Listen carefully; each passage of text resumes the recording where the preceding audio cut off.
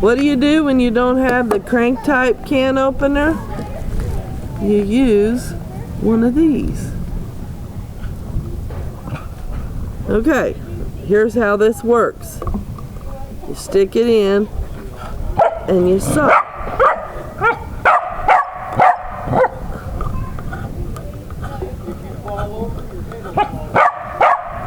All the way around. They used to be little folded things. Wade's got it in his multi-tool and so do I. So we're never without a can opener.